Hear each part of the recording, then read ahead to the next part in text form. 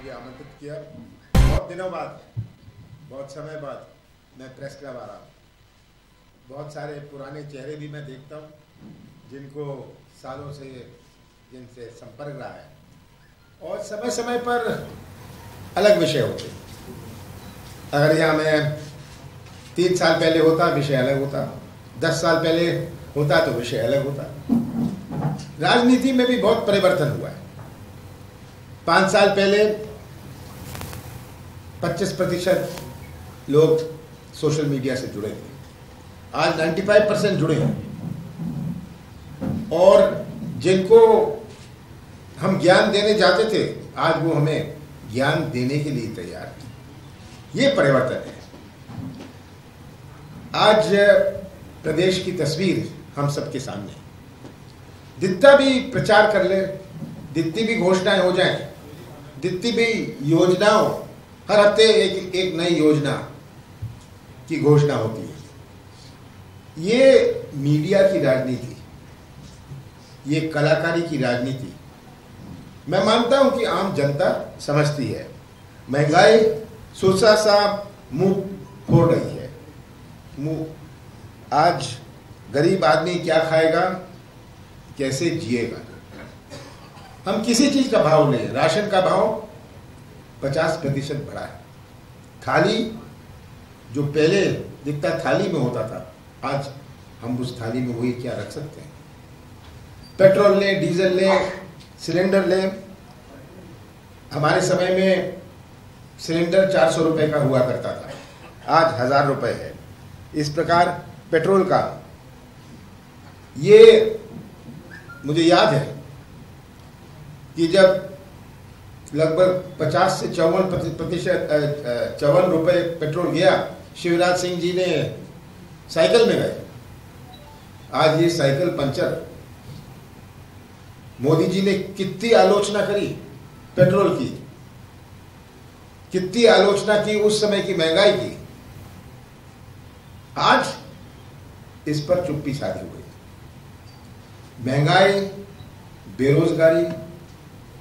आज मैं मानता हूं कि मध्य प्रदेश की सबसे बड़ी चुनौती, हमारा कृषि क्षेत्र चुनौती है और चुनौतियां, पर सबसे बड़ा चुनौती जो है हमारे मध्य प्रदेश में बेरोजगारों की है। आज के नौजवान और 20 साल पहले के नौजवान में बहुत अंतर है, 10 साल पहले के नौजवान में बहुत अंतर है। आज का नौजवान में एक तरफ है कैसे व्यवसाय का मौका मिले, कैसे रोजगार मिले। गांव का रोजगार केवल नहीं, गांव का नौजवान पहले गांव में रहता था, अभी इंदौर आके कोई इंस्टीट्यूट में या कोई कॉलेज में जाता है तो ना वो गांव का रहा, ना वो शहर का रहा।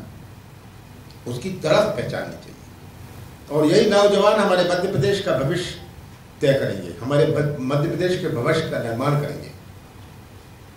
ये सबसे बड़ी चुनौती। हम कहेंगे बेरोजगारी बढ़ता देंगे, ये सब से बेरोजगारी की समस्या दूर नहीं होने वाली। इंदौर कितना बड़ा केंद्र है हमारे आर्थिक गतिविधि का। मैं केवल इंडस्ट्री की नहीं बात कर रहा, आर्थिक गतिविधि और जीडीपी में अंतर है। आर्थिक गतिविधि का कितना बड़ा केंद्र, सबसे बड़ा केंद्र हमारे मध्य प्रदेश का है। कैसे हम ये आर्थिक गतिविधि बढ़े। एक कारखाना लगता है, एक प्रोजेक्ट आता है, उसके साथ जो संबंधित विकास होता है उससे आर्थिक गतिविधि होती है। संबंधित विकास माने कोई अपनी गाड़ी लगा लेता है, कोई अपना ढाबा खोल लेता है, होटल खोल लेता है। ये आज हम इसे कैसे खींचे। मध्य प्रदेश 5 प्रदेशों से घिरा है, जिसको तमिलनाडु और केरला में सामान बेचना है वो पंजाब हरियाणा में क्यों लगाए। पर मध्य प्रदेश की पहचान बनानी पड़ेगी। मध्य प्रदेश की पहचान बनानी पड़ेगी विश्वास की। ये बहुत आवश्यक है। बिना विश्वास से कोई किसी प्रदेश में नहीं जाता। मैं अन्य प्रदेशों का नाम नहीं लेना चाहता हूं जहां कोई नहीं जाता, जिनके पास प्राकृतिक संसाधन है, प्राकृतिक संपत्ति है, पर जाते नहीं वहां। क्यों? बहुत सालों ऐसे प्रदेश हैं जो पहले बहुत बड़े होते थे उद्योगों में, पर पिछले 20-25 साल से उनकी पहचान ऐसी बनी, सबने कहा वहाँ नहीं जाएंगे। इस प्रकार जब मैं मुख्यमंत्री था, मैंने कोई इन्वेस्टमेंट समिट नहीं किया। बुला रहे, इतने कॉन्ट्रैक्ट साइन कर रहे हैं। ये मैंने प्रोग्राम यहाँ किया था इंदौर में कि कैसे उनमें विश्वास पैदा हो। खिलाफ मुहिम छोड़ा था, आप सब गवाए। कौन सा गलत बुलडोजर चला था? मैंने कहा था ये भू माफिया हो, मिलावट की बात हो। क्या मध्य प्रदेश की पहचान मिलावट से होनी चाहिए, अडल्ट्रेशन से होनी चाहिए? क्या मध्य प्रदेश की पहचान माफिया से होनी चाहिए? मुझे बताइए कौन सा गलत बुलडोजर चला हमारे कार्यकाल में? मुझसे कोई, मेरे ऊपर भी बहुत प्रेशर था कि गलत चल रहा है। देखिए, अगर कार्रवाई नहीं फॉलो कर रहे हैं, हमने बकायदा नोटिस दिया, मैं जानता हूं नोटिस दिया कि उन्होंने मुझे अप्रोच किया, हमने नोटिस दिया, ये अवैध है, शासकीय भूमि पर है, और खास करके आपने जनता का पैसा लूटा हुआ है। आप सबसे बड़े मेरे गवाह हैं। कौन सा गलत हुआ? जगह जगह ये हुआ, पर यह भी साबित करना है कि एक रूल ऑफ लॉ है। आपका जो भी कनेक्शन हो, आपकी जो भी पहुंच हो, ये पहुंच का दुरुपयोग नहीं कर सकते हैं। विधायक की परफॉर्मेंस रिपोर्ट को लेकर हाल ही में कुछ सर्वे भी आपने कराया था, और जो विधायक परफॉर्म नहीं कर पाएंगे उनके लिए 2023 में भी खतरा है। तो इस तरह की सर्वे में कितनी सच्चाई है? कोई भी सर्वे इशारा होता है। हमें याद रखना है कि हमारे 56 विधायक थे 2013 में, 56, और उसमें से 26 हार गए, लगभग 40% हार गए। तो ये क्या संकेत है? ये क्या सिग्नल करता है? मैं चुनावी मैदान से आया हूं, मैं 42 साल से चुनाव लड़ रहा हूं। मैं जानता हूं कि कितना कठिन होता है अगला चुनाव जीतना। एक दफा जीत जाओ, 2 दफे जीत जाओ, लोगों को भी एक थकावट हो जाती है। उस थकावट का भी मुकाबला करना पड़ता है। हर चीजों की मांग जो है पूरी नहीं हो सकती। सब कहेंगे हम ये भी चाहते हैं, वो भी चाहते हैं, पर अगर आप लगे रहे, राजनीति बहुत स्थानीय हो गई है, ये याद रखिए। राजनीति बहुत स्थानीय है। हमारा मुकाबला भारतीय जनता पार्टी से केवल नहीं है, हमारा मुकाबला भारतीय जनता पार्टी के संगठन से है, और वही संगठन हम बना रहे हैं। तो ये जो सर्वे आए हैं, मैं कुछ विधायक ये 3 कैटेगरी में हार गए हैं, संभावित जीत है और जो जीत रहे हैं। इसमें भी मुझे ताज्जुब होता है बहुत, कईयों का, जब मैंने सोचा ये तो पक्का हारेगा, वो आया कि जीतने वालों में है या टक्कर वालों में है। जिसका मैं सोचता था जीत रहा है, वो हार रहा है। वो उसके साथ वो लिख के भी भेजते हैं क्यों। तब मैं विधायकों को कह रहा हूँ 16-17 बनने बचे हैं, ये देखिए, ये आपकी रिपोर्ट है। ये बात कह देनी कि ये हार रहा है, वो हार रहा है, मैं उनसे व्यक्तिगत कह देता हूँ कि ये कमी कमजोरी है। लोग तो आज किसी के शादी में आप नहीं गए, बारात में नहीं गए, कहेंगे ये देखिए आप मेरी बारात में नहीं आए थे, मैं इस दफा आपके साथ नहीं हूँ। गमी में नहीं गए। जैसे मैंने कहा, राजनीति बहुत स्थानीय हो गई। सर, आप संगठन मजबूत करने की बात कर रहे हैं, जब भी चुनाव जिस प्रकार से विधायकों की, मंत्रियों की जो है वो मुलाकात आपसे नहीं होती थी, चलो चलो चलो करके, जैसे भाजपा के लोग भी मजाक में बोलते हैं, तो इस प्रकार का आप लोगों को किया कि क्या गलतियां हुई इंडिया की, क्या योजना? सीधी बात है, ये पूरे सौदेबाजी थी। ये जो विधायक गए मुझे मिलते थे, जब ये बेंगलोर में थे, मेरे से फोन में बात करते थे, कहते थे इतना पैसा हमें मिल रहा है, इतना पैसा हमें मिल रहा है, हम 3 साल और रहेंगे, अगर विधायक नहीं भी रहे, हम चुनाव जीते भी नहीं, पर ये पैसा तो हमने कभी हमारे पास नहीं मिलेगा। एक विधायक तो मेरे पास आया था जब मैं मुख्यमंत्री था, उसके 2 महीने 2.5 महीने पहले, कहता मुझे आज इतना पैसा मिला है, बहुत बड़ी रकम उसने मुझे बताई। मैंने कहा ठीक है, मौज करो, मौज करो। तो मैंने सोचा ये ऐसी हवाबाजी कर रहा है। मैंने पूछा ये पैसा है कहाँ? कहता है मेरी मोटर में पड़ा है, इसीलिए तो मैं आया हूँ, आप मेरे लिए जमा कर लोगे? तो ये मंत्रियों के लिए कोई ऐसी बात नहीं थी। उनको कहें क्या, जो गए वो कहें क्या, तो कहेंगे हमने सौदा किया। सर अभी मौका है, आप उस विधायक का नाम बता दें, कितना पैसा मिला वो बता दें। इधर दीपक, चुनाव लड़ना है, ये हमारी पार्टी तय करेगी। ये तो मध्य प्रदेश में मैं क्या अपने आप को घोषित कर दूं और मुझे घोषित करने सर 2000 सवाल है, मुद्दा क्या रहेगा मध्य प्रदेश?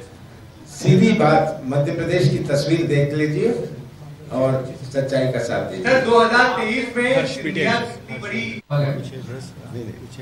कमलनाथ जी, अभी पिछले दिनों 5 राज्यों के विधानसभा चुनाव हुए, कुल 680 सीटों पे चुनाव हुए, तो उसमें से 75 सीटें ऐसी हैं जिसमें कांग्रेस की जमानत जब्त हो गई। यूपी की बात कर रहे हैं, यूपी की 403 सीटें 5 राज्यों की मिलके बता। नहीं, आप मिल के मत बताइए, अलग अलग यूपी की बताइए। यूपी में 403 सीटों में से 387 सीटों पे कांग्रेस की जमानत। बिल्कुल। 2014 के बाद 50 विधानसभा चुनाव हुए, उसमें से 39 कांग्रेस हारी। तो क्या आपको ऐसा, अब कौन सी जादुई छड़ी आपके पास कि कांग्रेस अगले चुनाव जीत सकती है? और दूसरा मेरा सवाल एक वही उसी से जुड़ा है कि क्या आप कांग्रेस को गांधी परिवार से मुक्त हो जाना चाहिए?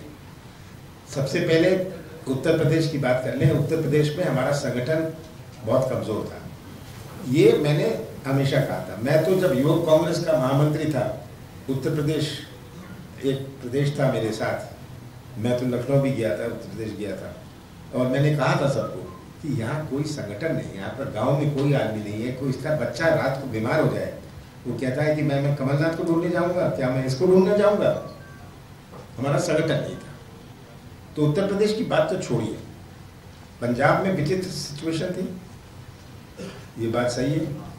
और शायद मैं अगली दफा आऊंगा इंदौर, आप सबको कुछ और बातें बताऊंगा जो आज मैं जिक्र नहीं करना चाहता हूँ, कि जिस पर हम पूरा इस पर विचार कर रहे हैं, वो है ईवीएम का मामला। जब तक इसका पूरा खुलासा ना हो, हमारा देश एक देश है जो ईवीएम का उपयोग करता है। अमेरिका में है ईवीएम, पूरे यूरोप में है, जापान में है। इसका जवाब में बीजेपी कहती है कांग्रेस ईवीएम लाई थी। हाँ, हम लाए थे। उस समय का चिप, उस समय की टेक्नोलॉजी बहुत अलग थी, और इसमें बहुत सारी चीजें हैं जो आज मैं उसका जिक्र नहीं करना चाहता। एक ही प्रश्न है कि पूरे अमेरिका में, जापान में, जहां लोग नहीं है, जनसंख्या नहीं है, वो ईवीएम पूरे यूरोप में, आज फ्रांस में इलेक्शन हो रहा है, क्या वो ईवीएम नहीं समझते? ईवीएम की चिप बनाने वाले देश अपने देश में कानून पास करेंगे कि ईवीएम नहीं हो सकता, पर अपना देश कहेगा नहीं, हम तो ईवीएम से ही कराएंगे। चलिए, मध्य प्रदेश में महिला, ये मैं इस बात से सहमत नहीं हूं कि कोई कमिटेड वोट बैंक जाति या धर्म के आधार पर हो। हमारा कमिटेड वोट बैंक आम जनता का होना चाहिए, ये हमें याद रखना चाहिए। और मध्य प्रदेश में भी इतनी विभिन्नता है, कहीं एक समाज हमें वोट देता है, उसके 100 किलोमीटर दूर वही समाज हमें वोट नहीं देता है। तो कोई हम मान के चले ये कमिटेड है, या इसको, इस जाति का, इस धर्म का हम कमिटमेंट करें, ये मैं सोचता हूं सही राजनीति नहीं है आज के देश के संदर्भ में। प्रशांत किशोर का जहां सवाल है। वह एक अनुभवी राजनीतिक पर्सनैलिटी रहे हैं। उनको पूरे देश के बारे में उन्होंने विभिन्न पार्टियों के साथ काम किया, और अगर वे देख रहे हैं कि कांग्रेस ही देश का भविष्य है और कांग्रेस की मदद करना चाहते हैं, कांग्रेस से जुड़ना चाहते हैं, तो इसमें क्या खराबी है। आज वो केवल एक प्रदेश की बात नहीं कर रहे, उनकी बहुत सारे उनका जो अनुभव है, कांग्रेस अभी तय नहीं है, पर अगर ऐसी स्थिति बने तो कांग्रेस को उनसे लाभ उठाना चाहिए।